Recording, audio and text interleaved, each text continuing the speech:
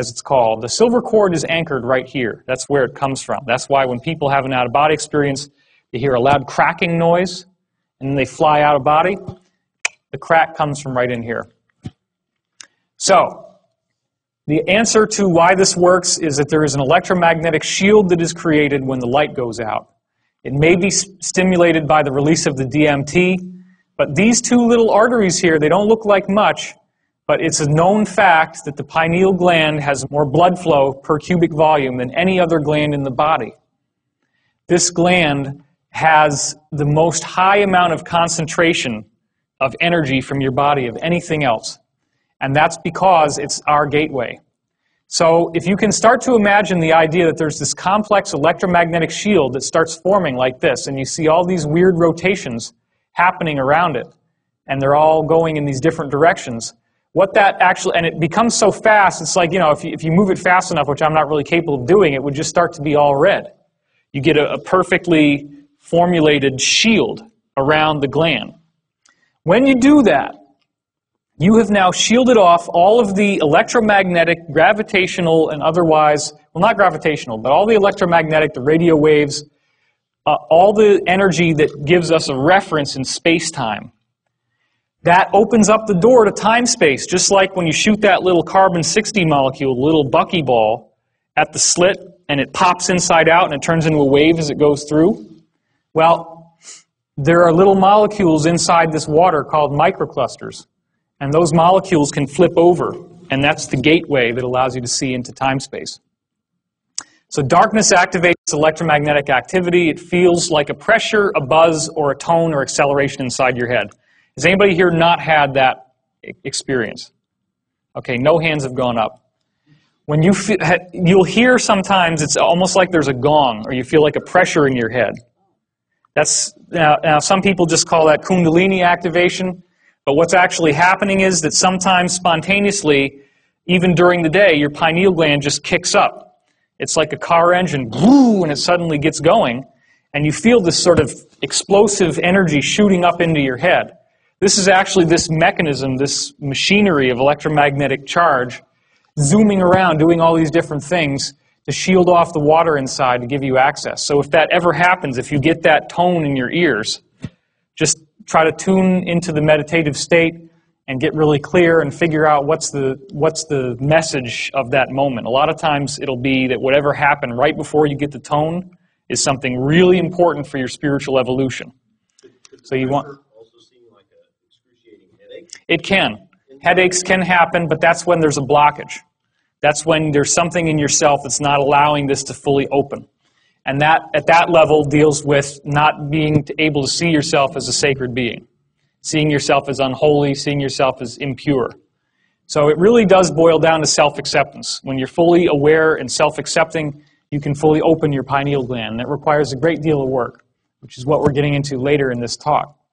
So the water becomes your conduit to time-space, the parallel reality, and then your interior retina in your third eye, because you actually do have three, records the visual images. That's what all the ancient cultures painted the Bindi on their forehead for. DMT seems to accelerate the activity. LSD and other psychedelics force the pineal to release DMT.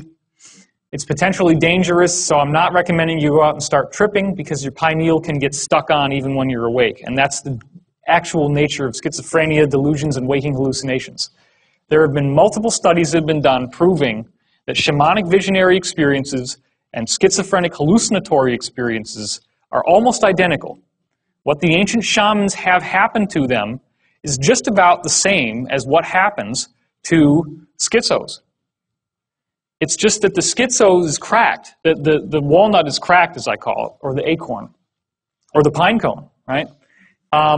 If you have some of that electrical activity that doesn't know when to shut off, which could be also the melatonin, right? When the melatonin kicks out, it's telling you to go to sleep. That's what starts to fire up this engine. It's only when the DMT kicks out a little bit that the engine goes into full steam. But that's usually only after you fall asleep. But as you start to fall asleep, the melatonin starts to rev up the engine.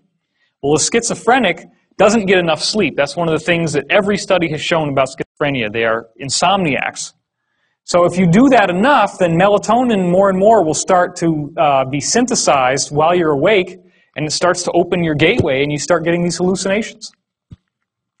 So DMT is what's cracking that protection of keeping it electromagnetically dormant while you're awake.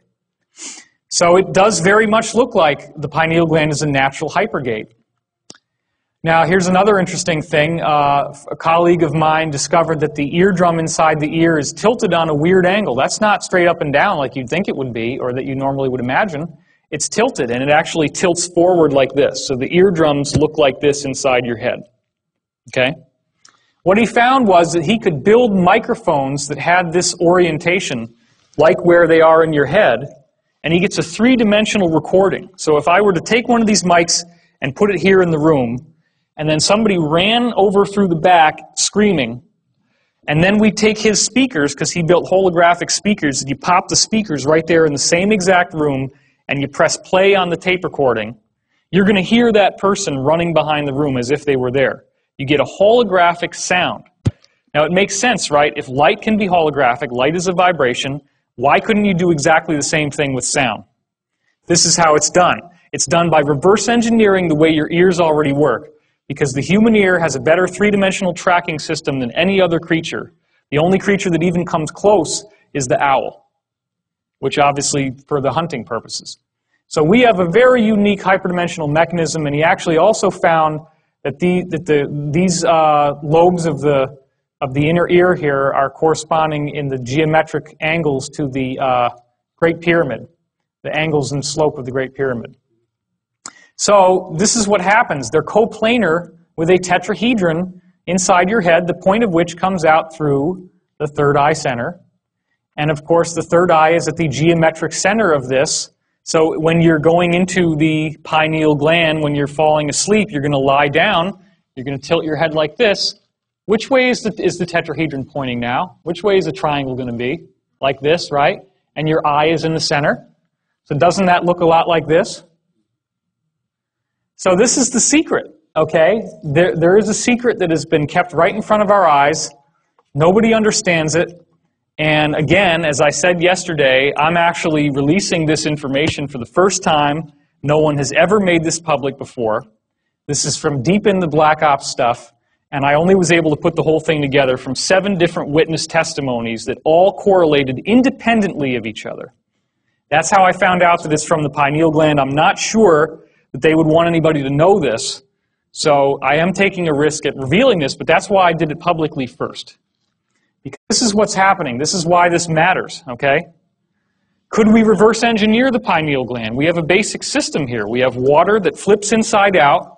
This allows you to see over into this other realm that we already know exists because we can prove in quantum physics that a particle turns into a wave and the wave is spaced out in time.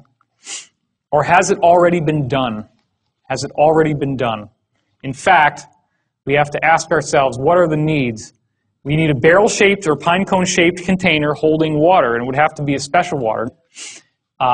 Then you have to have an electromagnetic shielding capability. Like I was saying, you got to have this system that can do all this kind of stuff inside in order to shield it off from space-time.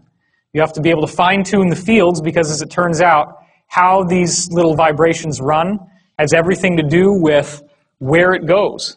It's like Google Earth. Everybody here use Google Earth? You ever seen it? You can click on something and you zoom in on it. Well, that's what the fine-tuning of these fields does for you. It actually is like coordinates, latitude, longitude, and time. Then you need some kind of method to pick up the visual images. Now, normally in the pineal gland, you do it with the retinal tissue, but you don't have a retina when you're dealing with a machine, so what do? Well, what does a television use? It uses a cathode ray, right? It's a little thing that shoots onto this surface, and the electrons strike the surface, and they glow. Well, an ionized gas is going to glow if you strike it with this energy, so why not squirt an ionized gas in the middle, and then that might pick up the visual images? Well, this is what it looks like. This is real. This is, yesterday and today is the very first public unveiling in a public presentation of Project Looking Glass,